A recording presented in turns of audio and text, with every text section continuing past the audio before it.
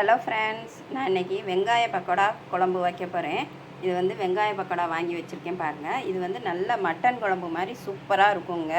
நல்லா டேஸ்ட்டாக இருக்கும் பக்கோடா குழம்பு. இன்றைக்கி எப்படி செய்கிறேன்னு பார்க்கலாம் வாங்க. இப்போ கடாயில் எண்ணெய் ஊற்றி கடுகு, உளுந்தம்பருப்பு, வெந்தயம் மூணும் கொஞ்சம் போட்டிருக்கேன். இது பொரிஞ்சதும் வெங்காயம் போட்டுக்கலாம். இப்போ இதில் ஒரு வெங்காயம் கட் பண்ணி வச்சுருக்கேன், அதை போட்டுக்கலாம். அதில் ஒரு பெரிய தக்காளி கட் பண்ணி வச்சுருக்கேன், அதையும் போட்டிருக்கேன். ஒரு 2 பச்சை மிளகா போட்டிருக்கேன். இதை நல்லா வதங்கட்டும். இந்த வெங்காயமும் தக்காளியும் சீக்கிரம் வதங்குறதுக்கு லைட்டாக உப்பு சேர்த்துக்குவோம். ரொம்ப வேண்டாம், லைட்டாக சேர்த்தா உப்பு சேர்த்தோம்னா சீக்கிரம் வதங்கிடும். உப்பை போட்டுட்டு வதக்கினோம்னா ஒரு 2 செகண்ட்லேயே நல்லா மசிஞ்சு வந்துடும். இப்போ பாருங்கள், நல்லா மசிஞ்சிருச்சு. தக்காளி வெங்காயம் எல்லாமே நல்லா மசிஞ்சிருச்சு. இப்போ இதில் வந்து கொஞ்சமாக இஞ்சி பூண்டு பேஸ்ட்டு சேர்த்து அதையும் வந்து கிண்டிக்கலாம். இப்போ இது கூட கருவேப்பிலை கொஞ்சம் போட்டுக்குவோம்.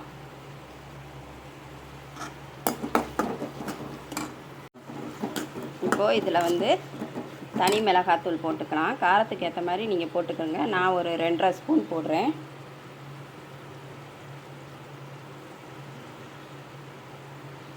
இதை வந்து இந்த எண்ணெயில் நல்லா வதக்கிக்கிறணும் மிளகாத்தூளை போட்டு.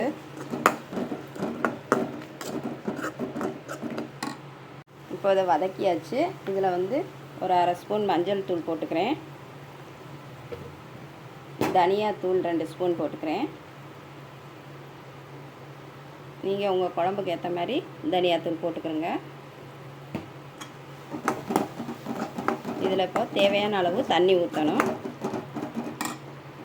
இதில் தேவையான அளவு தண்ணி விட்டாச்சு.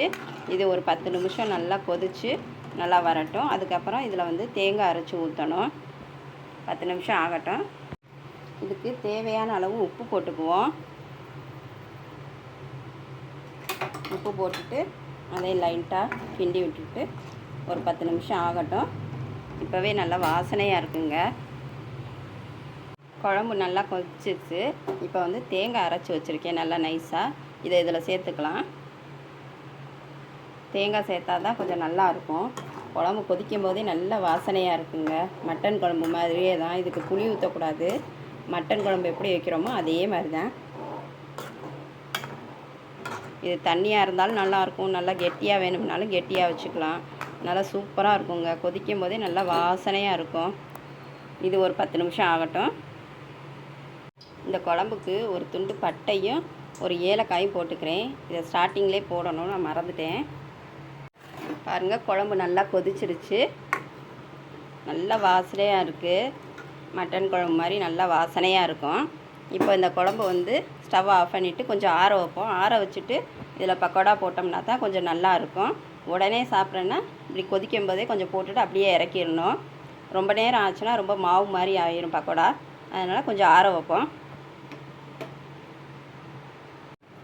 பாருங்கள், குழம்பு வந்து நல்லா சூடு ஆறிடுச்சு.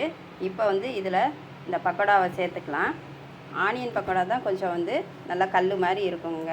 இது வந்து இந்த குழம்புக்கு நல்லாயிருக்கும். கீரை பக்கோடானா கொஞ்சம் சாஃப்டாக இருக்கும். அதை வந்து சாப்பிட்றதுக்கு ஒரு 10 நிமிஷம் முன்னாடி குழம்புல போட்டுக்கலாம். இதுனா கொஞ்சம் முன்னாடியே போட்டுக்கலாம். நான் இப்போ மதியத்துக்கு குழம்புனால இப்போ ஆற வச்சு போடுறேன். போட்டோம்னா இது வந்து கரெக்டாக ஊறி கரெக்டாக இருக்கும். இந்த பக்கோடா குழம்பு வச்சு சாப்பிட்டு பாருங்கள். இதை சாப்பிட்டிங்கன்னா இந்த டேஸ்ட்டு ரொம்ப பிடிக்கும். அடிக்கடி இதை வச்சு சாப்பிடுவீங்க. நல்லா மட்டன் குழம்புக்கு பதில் இந்த பக்கோடா குழம்பு சூப்பராக இருக்குங்க. அதை விட இது நல்லா சூப்பர் டேஸ்ட்டாக இருக்கும். பெரியவங்க குழந்தைங்க எல்லாருக்குமே இது ரொம்ப பிடிக்கும். இதை வச்சு செஞ்சு சாப்பிட்டு பாருங்கள். இந்த வீடியோ பிடிச்சிருந்தா லைக் பண்ணுங்கள், சப்ஸ்கிரைப் பண்ணுங்கள்.